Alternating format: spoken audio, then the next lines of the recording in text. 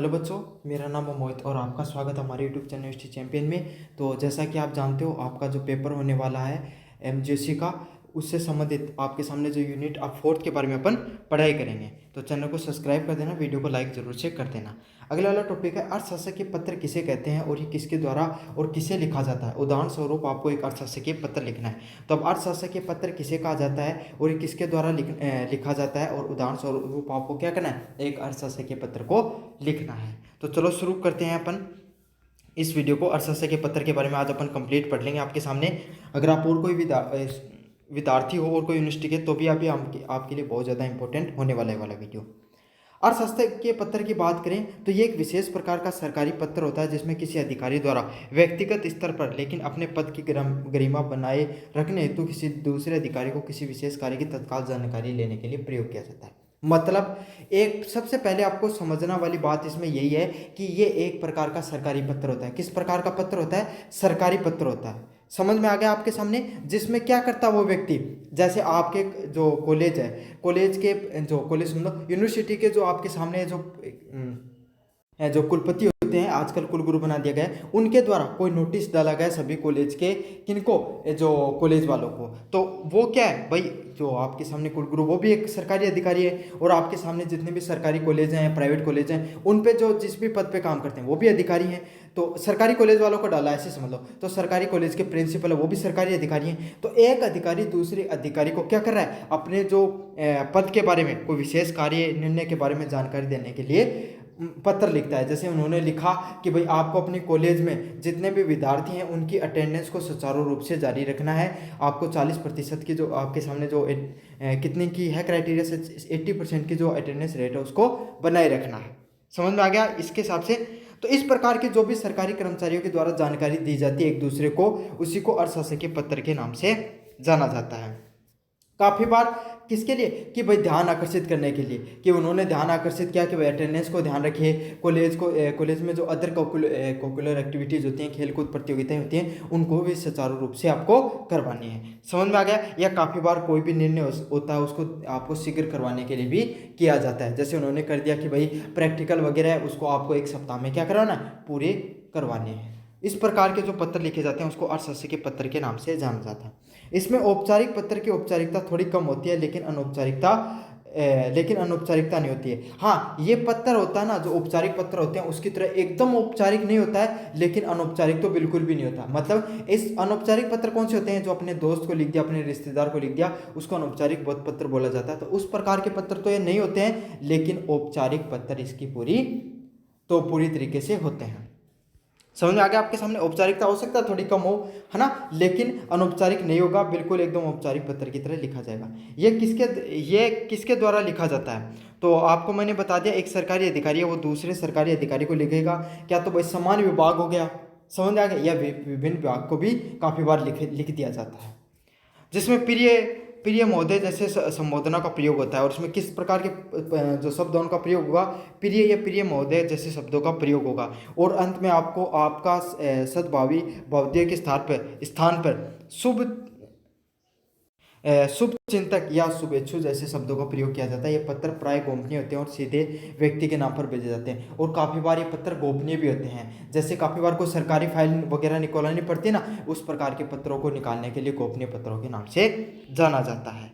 अब एक उदाहरण के लिए अपन अर्थशास्त्र के पत्र का नाम से जानते हैं। जैसे कि एक किसके द्वारा लिखा गया है, जो प्रेषक भेजने वाला व्यक्ति होता है। सबसे पहले आपको किस प्रकार से लिखना है, इसके फॉर्मेट को समझेंगे। तो यहाँ पर सबसे पहले प्रेषक लगा के आपको क्या लिखना पड़ता है, जिस व्यक्ति को लिख रहे हो उसके फुल एड्रेस के नाम से ये चीज़ें लिखी जाती हैं। तो किसके द्वारा लिखा जा रहा है, अजय कुमार शर्मा के द्वारा लिखा जा रहा है। कौन से पद पे वो, संयुक्त सचिव है। कितनी बड़ी पद है, संयुक्त सचिव होता है वो, है ना, शिक्षा विभाग राजस्थान सरकार के द्वारा। और फिर नीचे आपको दिनांक देनी है। तो आपको क्या समझना है, इसको ऐसे नहीं लिख के आना आपको, ये तो ऐसे कैसे लिखा गया। सबसे पहले प्रेषक लिखा आपने, भेजने वाला, फिर अजय कुमार लिखा आपने, अजय कुमार। समझ में आ गया? फिर वो किस पद पर है, अजय कुमार है। कोई भी व्यक्ति है, आप अपने पत्र में लिखो तो अजय कुमार लिखने की जरूरत नहीं, मोहन, सोहन, रोहन, जो भी आप नाम लिखना चाहो वो लिख सकते हो। फिर वो किस पद पे हैं, तो पद का नाम क्या तो दे के रखेंगे भाई, आपके जो पेपर आएगा उसके अंदर। अगर नहीं दे के रखते हैं तो आपको क्या करना है, अपने स्तर पे उसको लिख देना है। जैसे कि आपने लिखा है कि जैन लिख दिया, समझ में आ गया।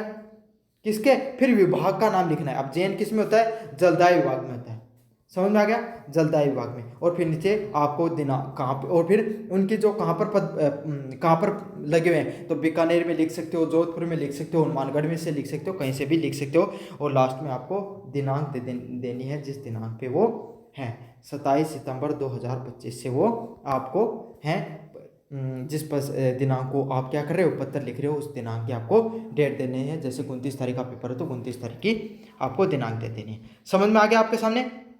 फिर आपको लिखना है प्रिय श्रीमान राजेश वर्मा जी। तो आप अब जो ये तो लिखने वाला था, आप किसको लिख रहे हो, तो राजेश, जो श्रीमान राजेश वर्मा जी उनको आपके द्वारा लिख रहे हो।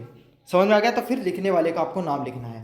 जैसे कि आपको विदित है कि राज्य में सरकार के रिक्त पदों को भरने हेतु तो चलाए जा रहे विशेष कार्यक्रम के अंतर्गत आपको प्रारंभिक शिक्षा भर्ती की प्रक्रिया शीघ्र पूर्व करानी है। तो अब आपको अगले को क्या काम करना उसके बारे में तुरंत बताते हैं।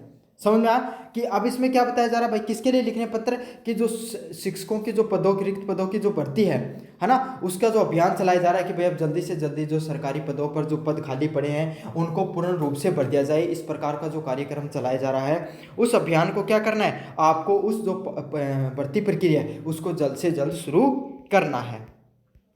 इस संबंध में विभाग द्वारा सभी आवश्यक दस्तावेजों का सत्यापन व अंतिम सूची तैयार करने का कार्य अंतिम चरण में है। और इसमें क्या बताया है कि जो विभाग के जितने भी आवश्यक दस्तावेज है, भाई अगर आप कोई भी सरकारी जॉब की पेपर क्रैक कर लेते हो, फिर क्या होता है, आपके दस्तावेजों का प्रमाणीकरण होता है। आप दस्तावेज लेके जाते हो, विभाग आपको बुलाता है, आपके दस्तावेजों की जांच की जाती है, कहीं आपके पास जाली नकली दस्तावेज तो नहीं है, क्या आप वास्तविकता में जो योग्यता उस भर्ती के लिए क्या वो धारण कर रखी है या नहीं कर रखी, या आपने सिर्फ ऐसे ही फॉर्म लगा दिया है। तो उसकी जो दस्तावेज सत्यापन का कार्य चल रहा है। और फिर दस्तावेज सत्यापन होने के बाद में फाइनल मेरिट लिस्ट है, वो अंतिम सूची है, वो तैयारी की जाती है। तो आपसे अनुरोध है कि आप अपने विभाग में इस प्रक्रिया को तेज करने तो आवश्यक निर्देश प्रदान करें। तो वो क्या कर रहे हैं कि भाई ये प्रक्रिया जो आप कर रहे हो ना, ये अभी थोड़ी स्लो प्रोसेस में चल रही है, आप इसको तेजी से करने का प्रयास करो।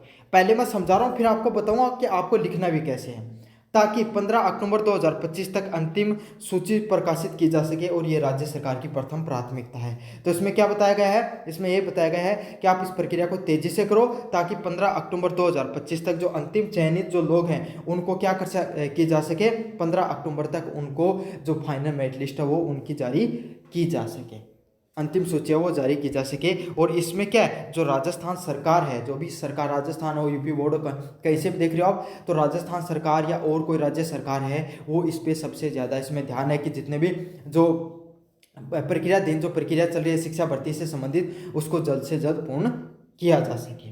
तो यह आपको शीघ्र सहयोग की अपेक्षा है, तो उनसे उम्मीद है कि आप शीघ्र सहयोग करोगे। तो अब आपको क्या समझ में आया इस चीज़ से, कि आपको जो पत्र लिखोगे उसमें सबसे पहले क्या लिखना है, आपको सबसे पहले 3 भागों में इस चीज़ को बांटना है। पहले भाग में आपको बताओगे कि आपने वो पत्र लिखा किसके लिए। तो आपने सबसे पहले क्या बताया कि भाई रिक्त पदों की जो भर्ती भरने चल रही थी, उसकी प्रक्रिया को क्या करना है, आपको शीघ्र पूर्ण करनी है। समझ में आ गया आपके सामने कि भाई जो प्रक्रिया चल रही है उसको आपको शीघ्र पूर्ण करनी है, इसके लिए पत्र लिखा गया है। फिर आपको क्या बताना है कि अब जो कार्य जो आप कर रहे हो ना, वो किस स्टेज में चल रहा है, इसमें बीच का स्टेज। समझ में आ गया। जैसे कि इस समय जो आपका कार्य है वो दस्तावेजों का सत्यापन चल रहा है और अंतिम जो फाइनल मेरिट लिस्ट निकालनी है। फिर आप क्या करोगे, आप बड़े अधिकारी हो तो हमेशा निर्देश जारी करोगे कि आपको ये काम है, ये उतनी तारीख तक करना है। समझ में आ गया।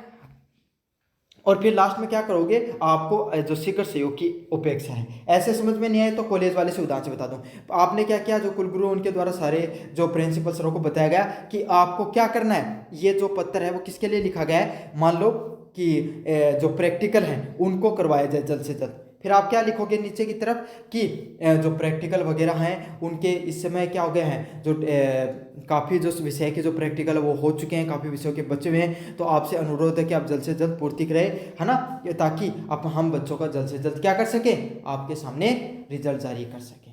समझ में आ गया आपके सामने। इस प्रकार से अर्थशास्त्र के पत्र को लिखा जाता है। शुभकामनाओं सहित लिखा है अजय कुमार शर्मा है संयुक्त सचिव। कहाँ के संयुक्त सचिव हैं ये, आपके सामने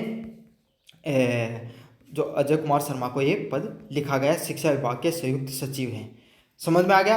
ये था आपका अर्थशास्त्र के पत्र। अगले वाला प्रश्न आपके सामने राजस्थान जो अपन निविदा से संबंधित प्रश्न आपके सामने ये, इसमें क्या है, निविदा को देखेंगे, निविदा लिखने का सही प्रारूप क्या होता है, समझ में आ गया आपके सामने। तो राजस्थान विश्वविद्यालय जवाहरलाल नेहरू मार्ग जयपुर की ओर से नकारा, समान और रद्दी की नीलामी हेतु निविदा का प्रारूप लिखिए। तो बच्चों आप अपन इसमें निविदा है उसका प्रारूप सीखेंगे कि निविदा को किस प्रकार से लिखा जाता है। तो राजस्थान जो विश्वविद्यालय है उसमें क्या है, नकारा समान। नकारा समान क्या होता है भाई, स्टेज जो आपके सामने कोई यूनिवर्सिटी है उसमें मान लो कोई इंस्ट्रूमेंट खराब हो गई, लैब का कोई सामान खराब हो गया, कोई आपके साइड में फर्नीचर खराब हो गया, और भी जो लाइट वगैरह है, इलेक्ट्रॉनिक कोई सामान खराब हो गया, वो अपन जो कूड़ा जो आपके सामने स्टोर रूम में फेंक देते हैं कचरे के रूप में, और रद्दी है ना, वो पड़ी हुई उसकी नीलामी के लिए निविदा निकाली जाती है ताकि उसको बेचकर कुछ पैसा आपके सामने जो कॉलेज फंड में आ सके, यूनिवर्सिटी फंड में आ सके। तो इसके ऊपर अपन निविदा लिखेंगे। निविदा क्या होता है, एक प्रकार की टेंडर प्रक्रिया होती है जिसको निकाला जाता है। जैसे सड़क, आपका गांव में सड़क बन रही है, उसके लिए क्या कर दिया जाएगा, टेंडर निकाला जाएगा। अब फिर क्या, जितने ठेकेदार होंगे वो सारे के सारे आएंगे और जो सबसे सस्ते प्राइस में उसको ले लेता है, क्या सड़क बनाने उसको टेंडर मिल जाता है। और यहाँ पर क्या होगा, रद्दी मिल रही है तो जो सबसे अच्छे पैसे देगा उसको मिल जाएगा। निविदा का प्रारूप की बात करें तो निविदा लिखने का सबसे अच्छा तरीका क्या होता है, सबसे पहले कौन सी विभाग है, कौन सी सरकारी संस्था है जिसके द्वारा निविदा की क्या है, अधिसूचना जारी की है, या जो निविदा की जो आपके एडवर्टाइजमेंट किया है उसके बारे में लिखा जाता है। सबसे पहले राजस्थान विश्वविद्यालय के द्वारा किया गया है, कहाँ है, जयपुर में भंडार विभाग के द्वारा निकाला गया है। देखो विभाग का भी नाम लिखा है, राजस्थान विश्वविद्यालय, फिर जयपुर का जो भंडार विभाग है उनके द्वारा ये क्या निकाली गई है, आपके सामने सूचना निकाली गई है। समझ में आ गया। फिर क्या है, आपको निविदा सूचना संख्या देना बहुत ज़्यादा जरूरी है। अच्छा ये क्या होती है, निविदा सूचना संख्या क्या होती है, ये भाई टेंडर संख्या होती है, वहाँ पर जो आपके सामने कोई भी डिपार्टमेंट होता है उसमें इतने टेंडर निकल सके उसके बाद का टेंडर ये है। समझ में आ गया। तो आपको क्या करना है, ये रट के चले जाना है, सीधी बात है, आपको कोई ज़्यादा दिमाग नहीं लगाना है, सीधा सीधा ही रट लो, आपको ये चिपका के आना चाहे कोई भी आ जाए। फिर आपको क्या देना है, लास्ट में अपनी दिनांक आपको लास्ट में लिखनी होती है। तो आपको निविदा लिखने समय क्या याद रखना होता है, सबसे पहले आपको जो राजस्थान विश्वविद्यालय है और कोई विभाग है तो सबसे पहले आप विभाग के बारे में जानकारी दो, कहाँ पर है वो विभाग उसके बारे में बताना है। फिर आपको क्या करना है, निविदा सूचना संख्या लिखनी है, बहुत जरूरी है, आप निविदा सूचना संख्या लिखोगे। और लास्ट में दिनांक है, किस दिनांक को निविदा जारी हो रही है उसके बारे में आप जानकारी दोगे। समझ में आ गया। लास्ट में लिखते हो आप खुली निविदा सूचना, किसके बारे में लिखते हो, खुली निविदा सूचना के बारे में आप लिखते हो। अब निविदा लिखने का जो क्या क्या तरीका होता है, प्रारूप होता है, उसके बारे में अपन समझेंगे। जैसे निविदा लिखी जाती है उसमें क्या करते हो आप, सबसे पहले बताते हो कि खुली निविदा सूचना क्या होती है। दो प्रकार से लिखी जाती है, इसमें आप खुली निविदा सूचना देते हो और निविदा का विवरण देते हो। खुली निविदा सूचना क्या होती है, जिसमें आप बताते हो कि कोई भी विभाग है वो निविदा है, टेंडर है, वो निकाल रहा है, वो किस चीज़ के लिए निकाल रहा है, वहाँ पर आपको क्या क्या चीज़ें उपलब्ध होंगी या फिर आपको क्या क्या चीज़ें करनी होगी। समझ में आ गया। उसके बारे में आपको क्या छोटी सी विवरण दे दिया जाता है, छोटा सा आपको बता दिया जाता है भाई ये चीज़ें आपको वहाँ पर मिलेंगी, आपको ये चीज़ें कर जो सामान के लिए हमने निविदा निकाली है। तो जैसे इन्होंने क्या निकाला है, राजस्थान विश्वविद्यालय जयपुर के भंडार विभाग में उपलब्ध विभिन्न प्रकार के नकारा सामान। अच्छा यहाँ क्या बताया कि जो जयपुर में जो विश्वविद्यालय है राजस्थान यूनिवर्सिटी, उसके जो भंडार विभाग है उसमें अलग अलग प्रकार के जो नकारा चीज़ें पड़ी हुई हैं, जिसमें क्या है आपके सामने पुराना फर्नीचर है, इलेक्ट्रॉनिक के उपकरण है, कबाड़ है, लोहा है और रद्दी है, कागजात की पत्रिकाएं हैं और नीलामी हेतु मोहर बंद निविदाएं आमंत्रित की जाती है। तो इसमें बता दिया, मोटा मोटा बता दिया आपके सामने कि फर्नीचर है, इलेक्ट्रॉनिक का सामान है, कबाड़ है थोड़ा बहुत और लोहे का सामान पड़ा हुआ है। और इस चीज़ के लिए अपन क्या कर रहे हैं, एक नीलामी है उसका आयोजन कराया जा रहा है। और वो कैसी होगी, मोहर बंद निविदाओं के साथ आपको निमंत्रित की जाती है। मतलब आपको जो व्यक्ति है इच्छुक है वो क्या कर सकता है भाई, अपना ड्राफ्ट वगैरह जमा करा के उसमें भाग ले सकता है। इच्छुक फर्म में व्यक्ति अपनी निविदाओं के निर्धारण प्रारूप में जमा कर सकते हैं। और जो व्यक्ति इस प्रकार के निविदाओं में इच्छुक है वो क्या कर सकता है, आपके सामने जो निविदाएं होती हैं उसका जो प्रारूप भर के आपको जमा कर सकता है। समझ में आ गया। जो व्यक्ति इच्छुक है भाई वो टेंडर प्रक्रिया के लिए अप्लाई कर सकता है फॉर्म भर के। अब आपको फॉर्म भरना किस प्रकार से है उस टेंडर प्रक्रिया को, तो उसके बारे में अपन बताएंगे कि भाई सामने वाले को हर जानकारी देना जरूरी होता है, तभी तो आप तक पहुंचेगा। फिर दोगे आपको निविदा, जो निविदा होगी उसकी क्या विवरण प्रणाली होती है, किस प्रकार से आपको जो निविदा है उसकी टेंडर प्रक्रिया है उसको आपके सामने आपको आगे तक मतलब किस प्रकार से वो चलने वाली है। सबसे पहले सामान का विवरण, तो क्या क्या सामान आपको मिलेगा। सबसे पहले कोई भी टेंडर प्रक्रिया हो उसमें आपको क्या है ये बताना है कि वहाँ पर आपको क्या चीज़ मिलेगी। समझ में आ गया आपके सामने।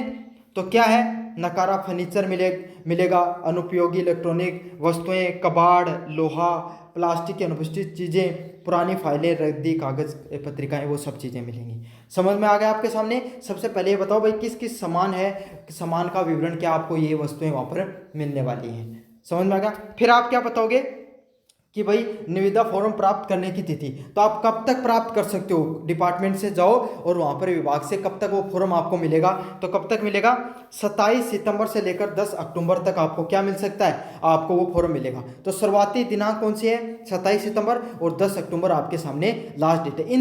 जो आपके सामने कुल 13-14 दिनों के लिए आपको ये प्रारूप देख जो फॉर्म है वो अपने यूनिवर्सिटी में जाकर आप क्या कर सकते हो, प्राप्त कर सकते हो। अब ऐसे नहीं कि आप तो 1 साल बाद में चले जाओगे, ऐसे थोड़ी होगा भाई। कोई हर चीज़ की प्रक्रिया होती है, फिक्स दिनांक होती है, तो इतने दिनों में आपको वो फॉर्म है निविदा के लिए वो मिल जाएगा। अच्छा, कितने बजे से कितने बजे तक, भाई कोई भी सरकारी कार्यालय 24 घंटे तो खुले नहीं रहते हैं, तो आपको क्या है वहाँ पे दिनांक देना भी आवश्यक होता है। तो कब से, 10 से लेकर 5 बजे तक मिलेगा।